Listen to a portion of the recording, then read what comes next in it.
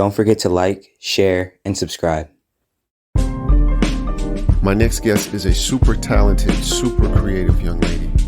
When we use the terminology multifaceted, she definitely fits the mold. She is a choreographer. Footwork game is ridiculous. Can do any and every dance, probably created some. Nice with the mic too. Spits under the alias C. Marie.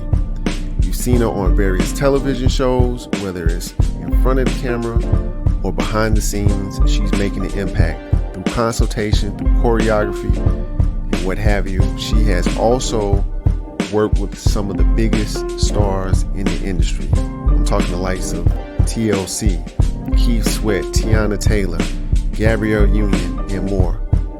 And by the way, oh yeah, she's a boss.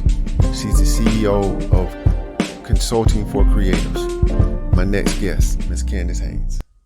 Big congrats to Free on her new Amazon Music station. Support. What's up, y'all? I'm your host, Miss Free, and you are now tuned into Rap Rotation Rewind. That's right. This is my new DJ mode station on Amazon Music, where we play nothing but hip hop 24 hours a day. So stay tuned in. Stay right here.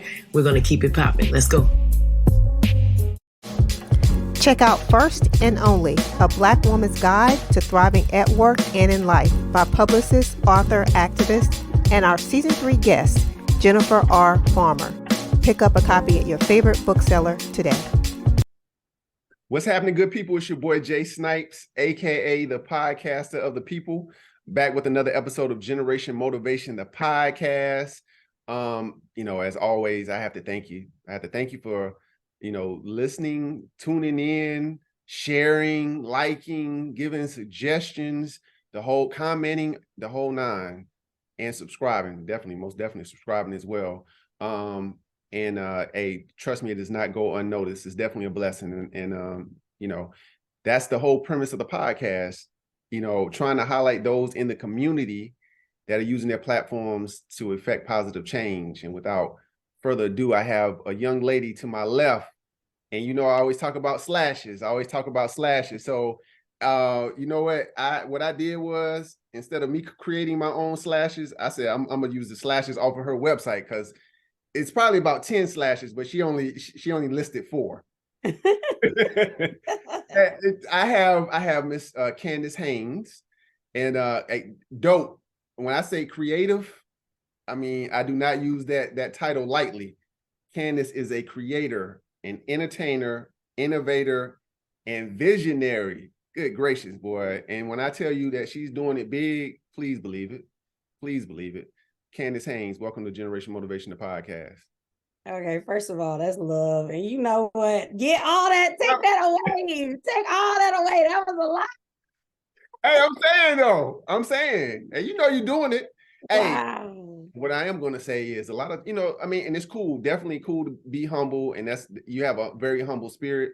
But on the same token, man, when I bring people on, hey, I want to brag on y'all, man. I want to toot y'all horn, because a lot of times, we're so humble. It's not being arrogant. When I say brag, I'm talking about letting folks know all the good things that you're doing, so that way they can say, you know what, if Candace can do it, boy, I need to follow in her footsteps. I need to be a trailblazer like Candace. You know what I'm saying? And that just helps to energize the listeners, man. So. But not for real. Candace, tell us a little bit about yourself. And like I said, welcome to the podcast. Well, first of all, I appreciate just this opportunity to come on, because honestly, you just get so bogged down in the work. Like, I can't remember the last time I probably spoke about myself. So there's that.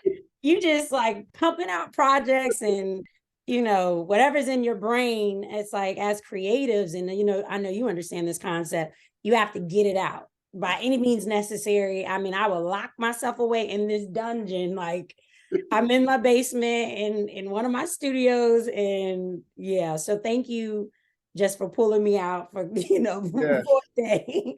But a little bit about myself. Aside from, because I know we're going to get into the meat of like what I do. Yes. Who I am.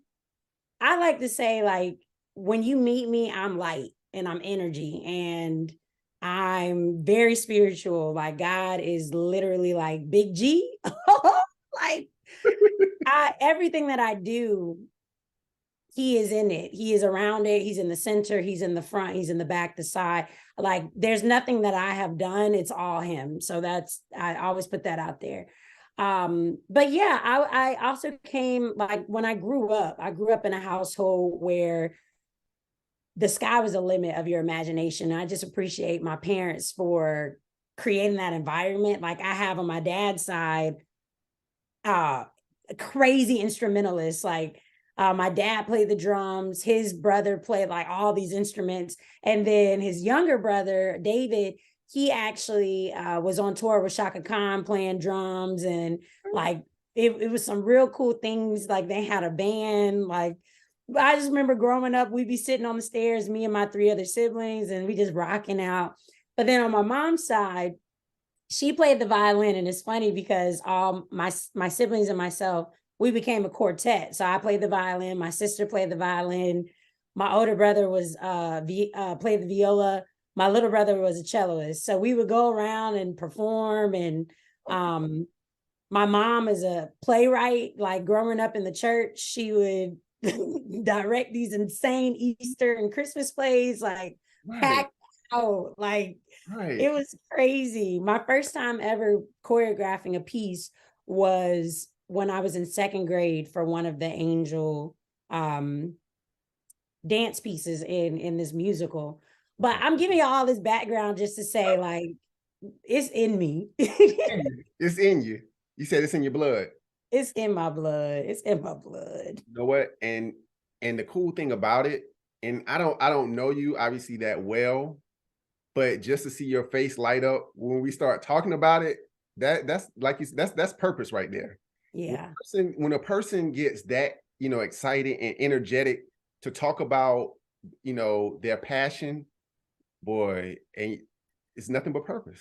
Nothing. Purpose. It's so divine. It's so divine. Yeah. Yeah.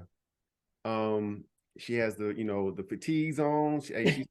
She said, boy, she went to water day on Monday. She had to Listen, no, Mondays, it's like, I don't know why I do this to myself, but it's back-to-back Zoom calls. Mondays, like, get all the calls out the way.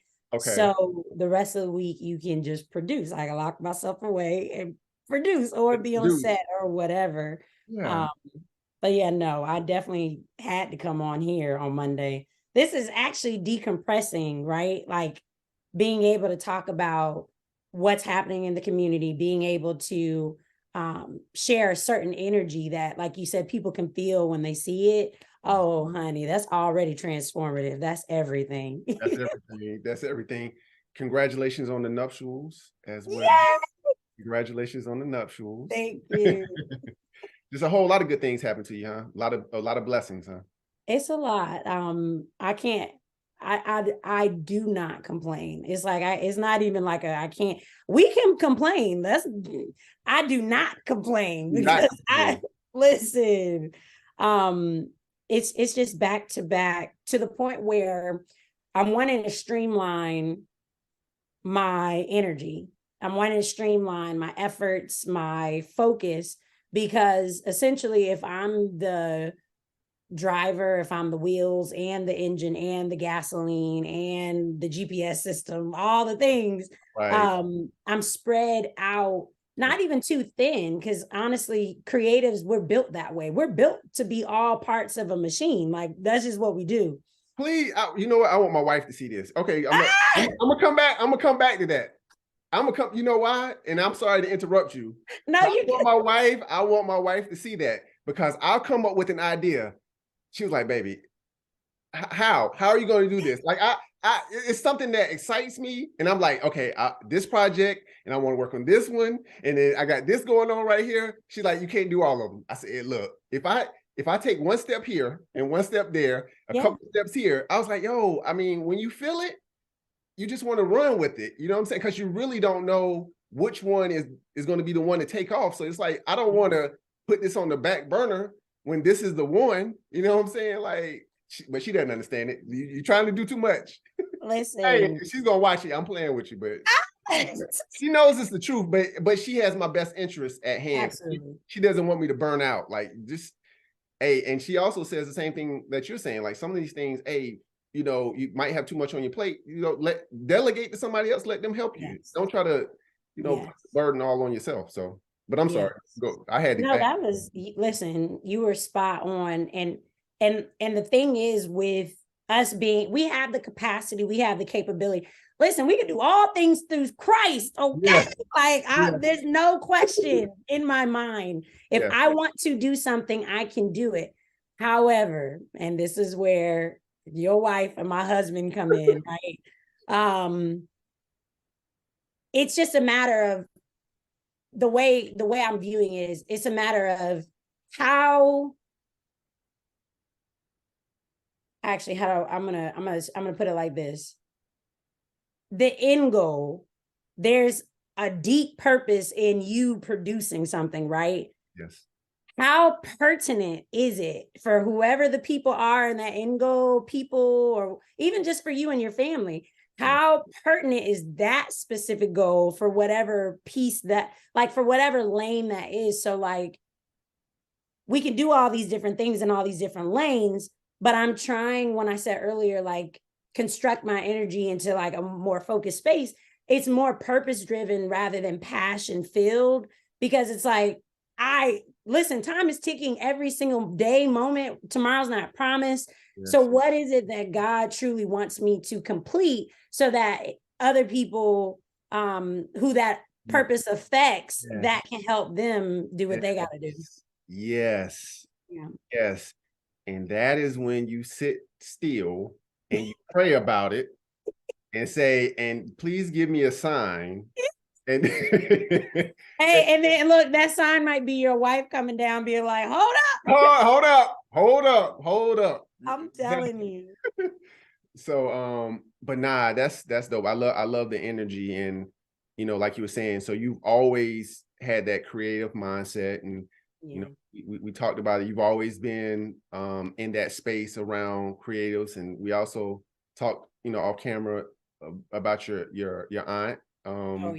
Your aunt is Chili from TLC. So it's like you've been kind of immersed in that entertainment industry, or been around creatives your entire life, and not just creatives. I'm talking about successful creatives at that, at certain levels. So how much did that factor into you saying, wow, look at, and wow, and this is okay, did it really drive you to be able to see, people on television that personally? Like, we all know the saying, representation matters. Here's the thing, how I feel about that saying. I feel like we look at it from the perspective of it matters to inspire or motivate someone to pursue whatever that career is or what have you. What I realize, representation matters because it makes you feel like you belong already. Like, it's not about starting something or pushing. No, like, continuous exposure in a healthy, positive, impactful space, that is the type of representation that matters. Like, I could get like 1 or 2 encounters here or there with like Oprah, or I don't know, and that's amazing. Like, woo, Oprah, like, girl, I love you. Right. But like, it's about consistently making the choice to position yourself in those spaces. Like, nobody else gonna do that. Not even my aunt Tezonda, which I call Chili Tezonda. She's Auntie Rosanda to me. Like, it's up to me to do what I need to do for myself. But having Tezonda, Keith Sweat, like, the list goes on, but those are like, I call him Uncle Keith. Like, okay. That's how do that too. Don't worry about it. I love Uncle Keith. Okay. But having these like family members expose you consistently and like teach and like show by example. Like, it's not just, I'm going to teach you this and then I'm going to go do the opposite. It's like, no, you truly are standing on this foundation that is amazing. And I'm forever grateful for the experiences. So it definitely, what it did was, I already knew what I wanted to do, what I needed to do.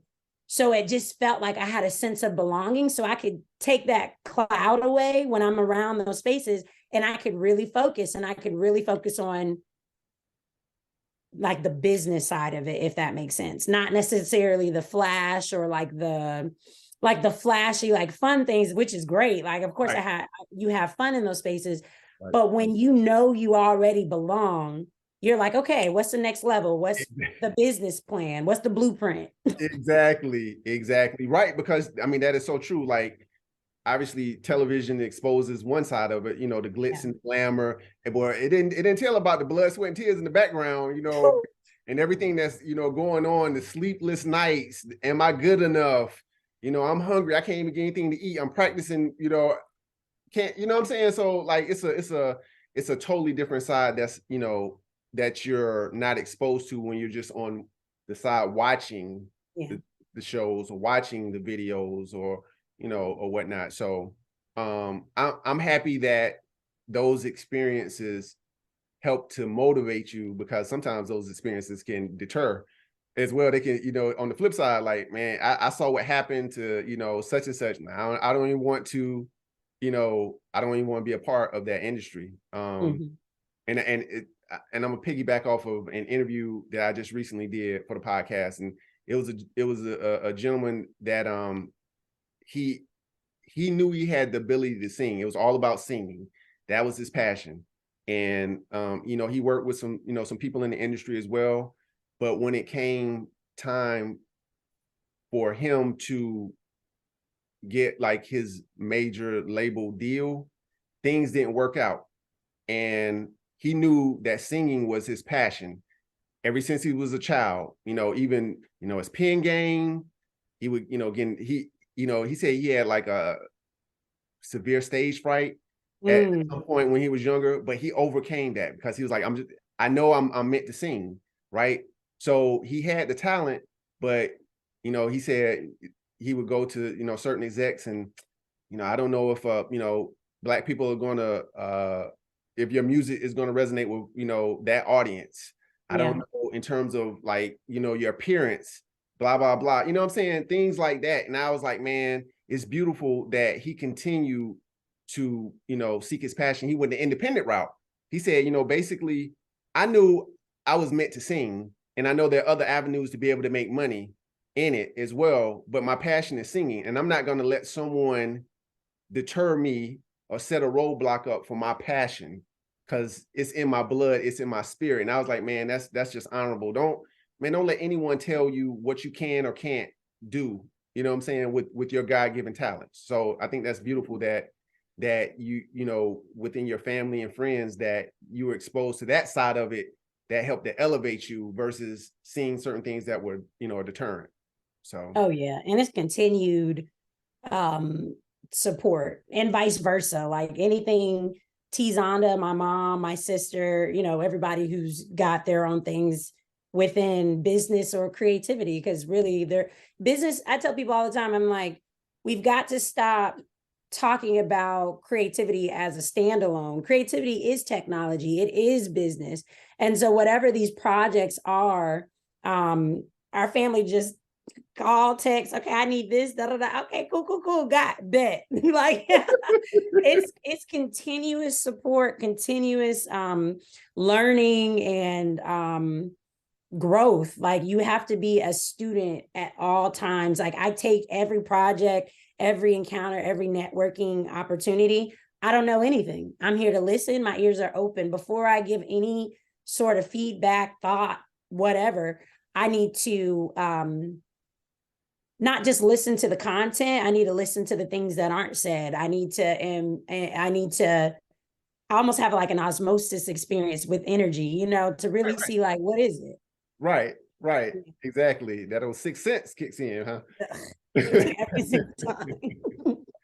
Hey, so you have so much going on. I almost don't even know where to start. But so let's talk a little bit about when we talk about like your creative side. So, obviously with the dancing and the choreography. So like just tell a little bit. I want you to brag a little bit. I want you to brag a little bit, because I want people to really know like what level of success you are experiencing. So yeah. Hey, name drop a few of these people on your website that you done work with? Yeah, probably the best way for me to tell this, like, consolidated answer is to just give a story since Yes. graduation, maybe.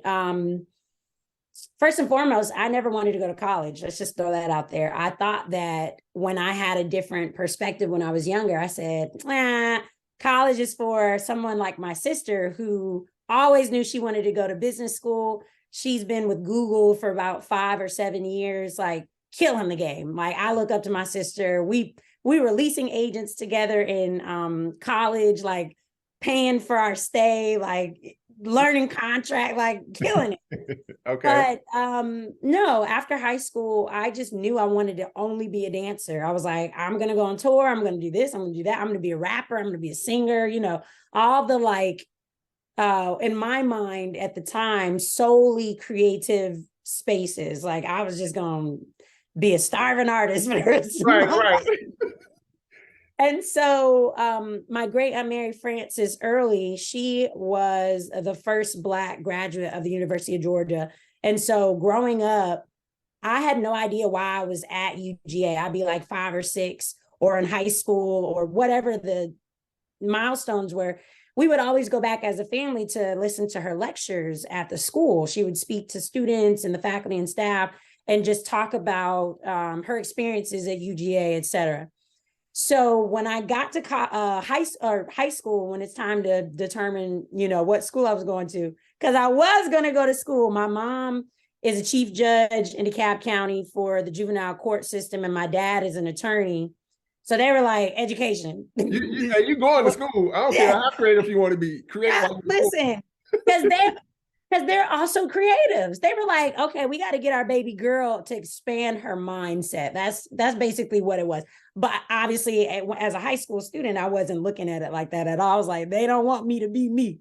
It's like, no, the wisdom from our parents, that's the key, is wisdom. It's not just an opinion, it's wisdom. Yes. Anyways, let's expedite that a little bit. I went to college, UGA. I was like, oh, Mary Frances, UGA, and she a soror, because I did pledge ski week. Okay. I was like, I know where I'm going. And my mom's AKA, my sister also went to UGA, like I mentioned. Cool. When I was there, I struggled. I got in there with a 4.2. Like, I had straight A's all through college, pretty much, or high school. Yeah. Totally bombed after my freshman year, academic probation, because I was on campus just dancing. I created my own dance group. Oh my God. I was in downtown Athens singing and rapping and creating my own dance crew. We won first place everywhere. It was just, I was living the life. But school exposed me to being an activist. I started joining NAACP as a treasurer. I was the Young Dems representative, where I got to go see Obama, like, be inaugurated into office. Like, It was really cool stuff that I got exposed to that started expanding my mind. And I said, oh, I'm a businesswoman first. Before anything that I do, I'm a businesswoman. Yeah. So I started connecting the dots and learning that I wanted to develop an empire. That was kind of when that word first came into my mind. And I said, well, I can do all things, like I said, through Christ who strengthens me. So I'm going to build this empire and I'm going to do all the creative stuff. So I got my degree.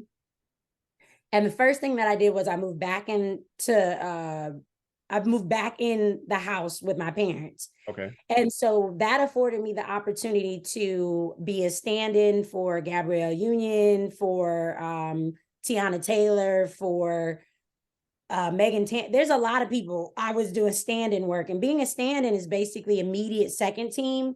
You have to kind of embody and look like the person. Yeah. You learn the script. You do everything that you see these actors do on camera, but you're pretty much staging behind the scenes. So that was my first introduction of like real exposure training on camera. Like, I'm talking about my face is on the camera, record, like it's true recording. But so when you say like a stand-in, so do you mean like for the choreography side of? No, for you talking about the whole? Yeah, for the whole production. So like almost like an understudy. Absolutely, that's exactly what it is. Okay, a stand-in is an understudy, exactly. Yeah. So if one of them twist their ankle, then you up, huh? Oh, oh Lord, no, that's not how that goes. Oh, okay. Look, in my mind, that's what I was praying. I'm just saying, No, you're crazy.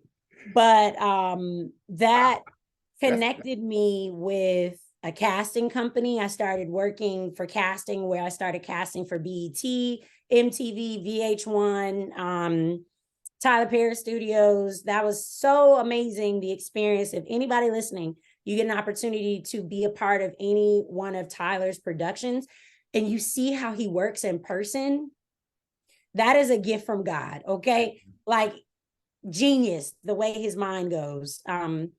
So then like I was working at Turner Production Studios, that's right here in Atlanta, working on One of Shaq's show. This is again me working in the casting space. I'm like, man, you're bringing me back where I'm like, but hey, but one thing. So how did you?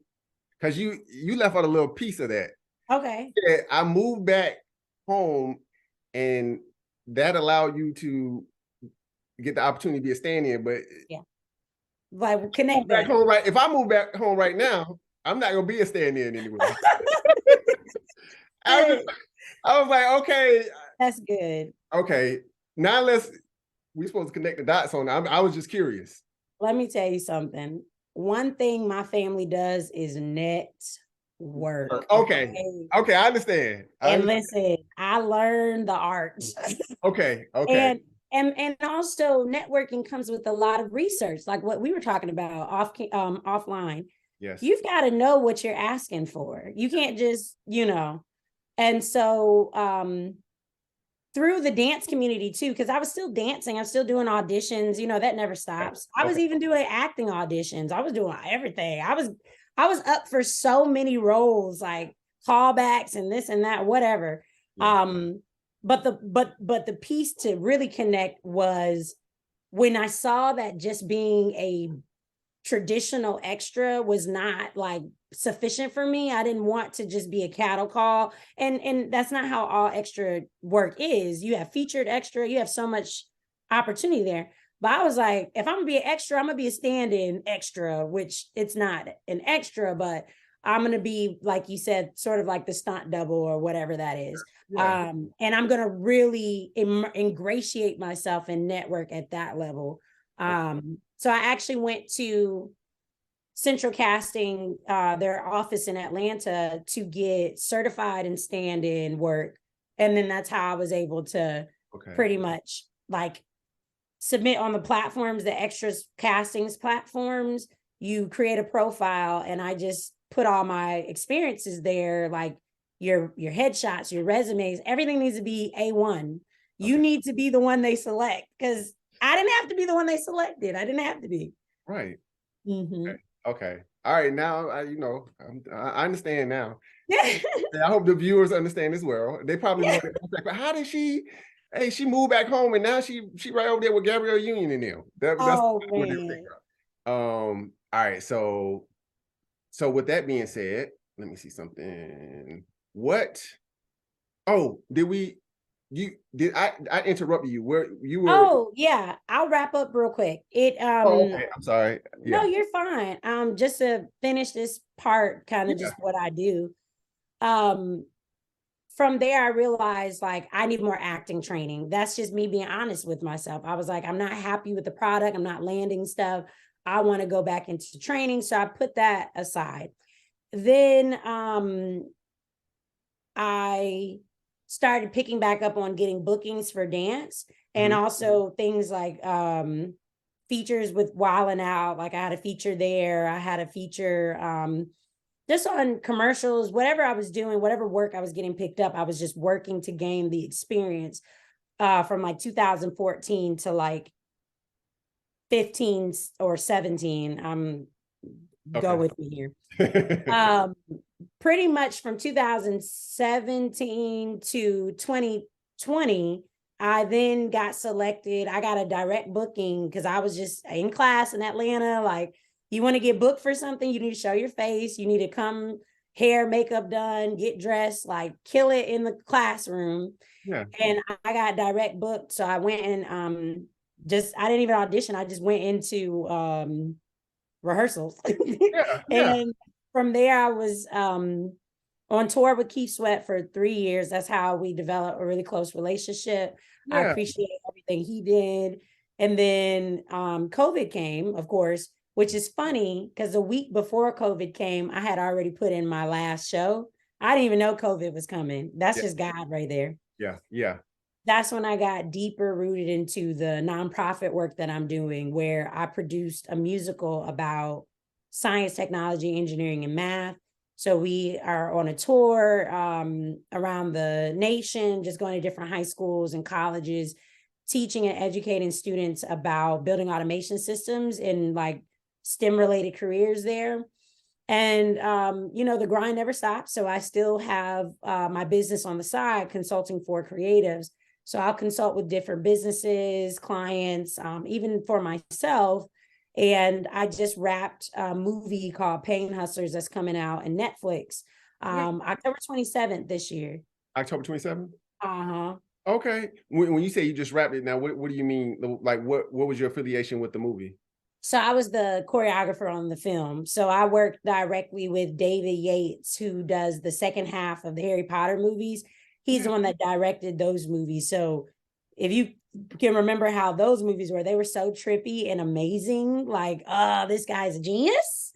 So I'm really excited to see how this film comes out. But yep, I was choreographer there. I also recently wrapped choreography for Tom Swift, the TV show that was there. And I'll just continue, TV, film, choreography, live stage, work with South by Southwest. I mean, y'all just be rattling off stuff. Now, hey, now you haven't mentioned anything about Celine Dion.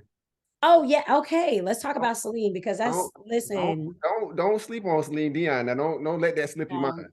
And I'm gonna tell you why, because my heart goes out to her, and I know a lot of us, our heart goes out to her. So one of my good friends, Isaiah, he's a renowned saxophonist. He got selected to open for Celine. So I was working with him to develop his show as the first dancing saxophonist. It was going to be insane. Yeah. But essentially, it's not to say that it's not going to happen, but essentially Celine's team and working with them to pre-produce the show, we all know that her announcement came out that her health isn't where it needs to be. So she's having to stall the tour. But that's my connection there with the Celine Dion international tour that's supposed to happen in 2020. Really 2019 was when it was going to begin, but we're just praying for her and hoping that she can get back out there. Yeah. I just wanted to mention that name because even though it didn't take place, but just the levels, like you said, from someone who didn't even want to go to college. You know what I'm saying? I mean, and I'm saying that for people that might be in that space, like, I don't know if school is for me. I mean, school teaches more than just book sense. You know what I'm saying? Hey, that's your real world introduction before you actually get into the real world. We talked about the creative space. We talked about that drive. We talked about the nonprofit. At what point did you know that it was your purpose being in that creative space? What was that telltale sign? Okay, it's kind of like external and internal, right? Because I think signs, listen, if your external is saying something opposite of your internal, that may not be. But I think it all starts internal. When I can't sleep at night, when I'm thinking about the lives that I can impact through the stories that I want to tell, when I'm not even thinking about myself, I'm thinking about all the impact. I'm thinking about the jobs that I can assist in creating and providing. I mean, that's what gets me excited and joyous about the space that I want to be in. When I think about even speaking to the parents who aren't supportive and saying, listen, did you know that Georgia alone, $4.5 billion came through annually in this industry? Like, y'all support your kids. And when they tell you they want to do something, do the research. So internally, it's definitely a deep spiritual poking that kind of just keeps me going, keeps me awake, keeps me, pumping. And then the external was just excellence. It's like everything that I did, my feedback was, you're excellent. You're meant to be here. This is your space. This is your purpose. This is your destiny. Okay. So, and I'm gonna brag on you a little bit more. So off camera, so off camera, Candace was gracious enough to talk to my daughter, who will be turning 13, and I mean, just the jewels that she dropped for my daughter Sanaya. I mean, that alone. I mean, just the smile that Sanaya had on her face to be able to talk to someone in your space with your success, and for you to, give her that information that, hey, we definitely appreciate it. And that I can tell that's your spirit. Your spirit is all about helping. Your spirit is all about teaching. And it it resonates. And so we thank you for that, man, because that made that little girl's day. Wow. And, yeah. So, but you are definitely a blessing. Continue doing it, man. Just continue having that energy. Don't let anything, deter you. We all have setbacks, and I wrote something about that in my book. We always have setbacks, but I always look at it. A setback is God basically setting you back on the right path. If you're going in the wrong direction, don't you want God to pick you up and say, hey, you know what? I'm not gonna let you drive 1,000 miles and you're supposed to be going east and you're going west. Hey, I'm going to set you back on the right path. Set you back on the right path, because you're not going to get to the desired, destination by going in the wrong direction. So, hey, just continue grinding, continue doing it. It's so many. I'm gonna have you back on for a part because and you're gonna have to get me on your calendar. When I said something about doing an interview, she's like, let me go ahead and do it right now. Let me go ahead and set it up right now because it's about to get busy for me. I said, boy, I already know I can't be wasting no time. So, but with that being said, though, I do have 2 questions that I always ask of everyone. First question, what does Candace Haynes want her legacy to be? I want to continue the generational blessings that were bestowed on me, and continuing it as in optimize them. Like, I don't want to just, like, if this is the blessing, I take it and I pass it on. Here's the blessing that generations before me provided and afforded me the opportunity, including our ancestors. I want to sprinkle some fairy dust on there and some Jesus anointed juice, right? Package it up and continue to pass it. And like, what's inside of that generational blessing is exactly what you're talking about, and exactly what you're doing on this podcast. It's providing the wisdom jewels, the experience, like knowledge that will help continue the generational blessings. I want my legacy to be like exactly what you said. I can go to Candace for information. And there's no strings attached, because it shouldn't be. Right. Exactly. No, I agree. She made comment about my wall before we started recording. This is my inspiration wall. I bring the kids in, and into this particular room. You can't see everything, but we have different sayings and quotes, Nelson Mandela quotes, all kinds. You got this over here, pictures and everything. So this is a space that we come in, and I told my wife, I said, one day I want to be worthy of being on the wall in my house. I want to Harriet Tubman's, and the Rosa Parks, the Dr. Kings back there, President Obama, the whole nine. And you know what? And we all have the ability to do that, because they were ordinary people that did extraordinary things. Were they extraordinary people? Yes, they turned out to be extraordinary people because of their actions and because of their energy and their passion, and they didn't let anything stop them. You know what I'm saying? So we all have the ability to do it. We just have to make sure that we're walking on that path, walking in purpose. Because if you're not walking in purpose, God ain't gonna let you do just any and everything. You know what I'm saying? So you got to make sure that you're walking in purpose and doing the right things with it.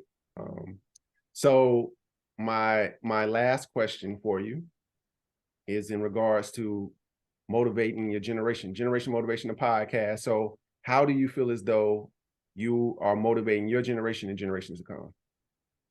Believing in myself, as simple as that is.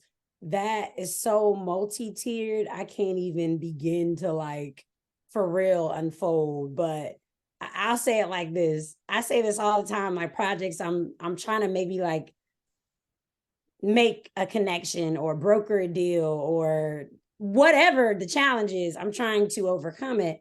I tell people now on my teams and stuff, I'll say, okay, if I get a no, that just means I'm talking to the wrong person. But that's that belief in myself. That's that like, I know what I'm doing. I know where I'm going. I know what I need to be doing in this moment. Right. And you're just not the right person. I need to go talk to somebody else. Right. But I didn't have that. When I tell you, it goes along with what you were saying. Like you have your setbacks, you have your, like, I don't want to just be on this podcast like, oh, I'm just spiritual. And I'm just like, no, that is my essence. But let's like be raw for a second. The reality is that is what gets me through the tough times, like the real lows that I've had in my life. But the motivation, it truly is just believing in myself, believing anything I put my mind to. I don't just, it's like I do it. Like there is no option. I make it no option because I have lives at stake. So I believe I can do it and I do it. Simple as that. Yeah. Hey, if it can be done, I can do it and I will do it. That's it. That's the equation. That's it. That's dope. That's dope. And you know what? I wanted to read one last thing. Because hey man, you got so many jewels on here. It was one thing that I wanted to read, and I thought this was great. And this is on her website. She lives by this quote.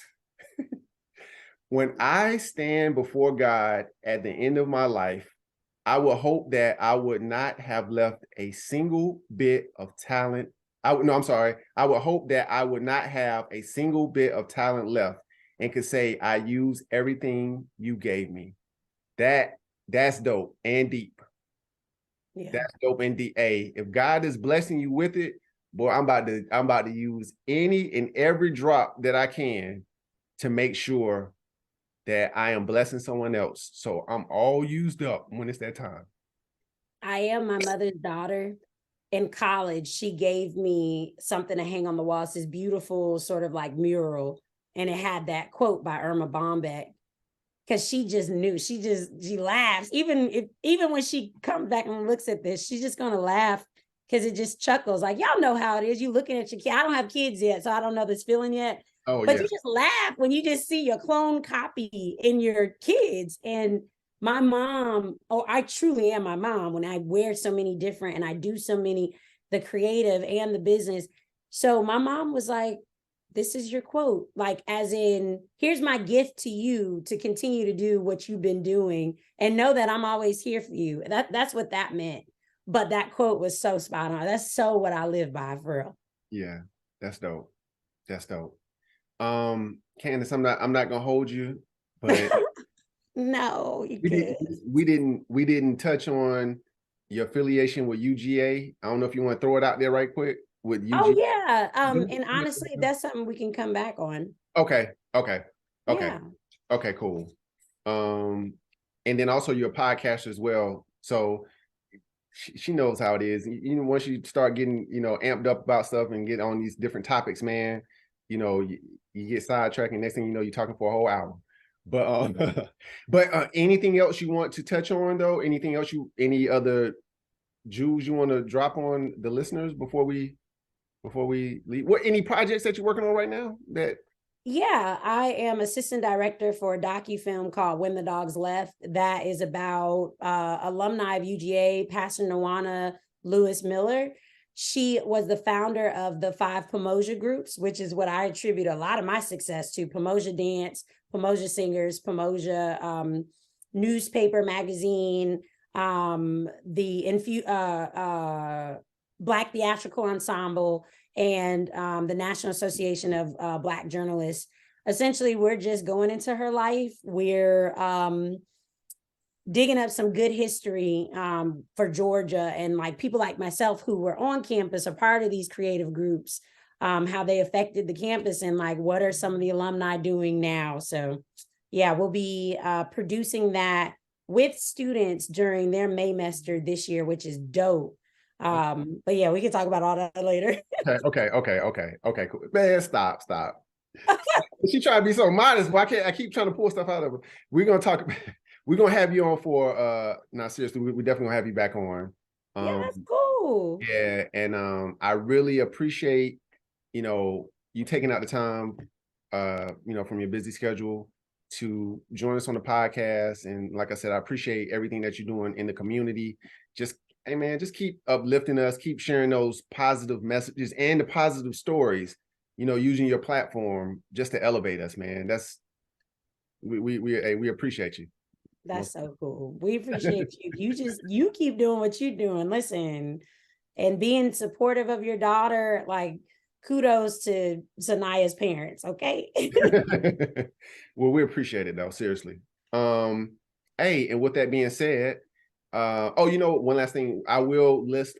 Well, how can people connect with you? Is it best to go to your website because it has all of your social media stuff on it? Candace Haynes? Yeah, you guys can just go to CandaceHaynes.com. Yep, everything should be there. Okay, cool. And I'll list some things when I post everything. So, but hey, with that being said, you, the listener and viewer, I definitely appreciate you tuning in to another episode of Generation Motivation Podcast. Hey, continue to follow us, continue to support Candace and all of her endeavors, continue to watch the podcast, because these are the stories that I want to share. This is the inspiration. This is what it's all about, being able to connect with people such as Candace that have these jewels and they're eager to share it with you. You know what I'm saying? It's a lot of people have the jewels and some people are not eager to share them. But when you have a person such as Candace that is walking in purpose and is just so enthusiastic to do it, you just take heed, continue to listen, continue to watch. Hey, and until next time, I am your host, Jay Snipes, aka the Podcast of the People. I'll holler. Don't forget to like, share, and subscribe.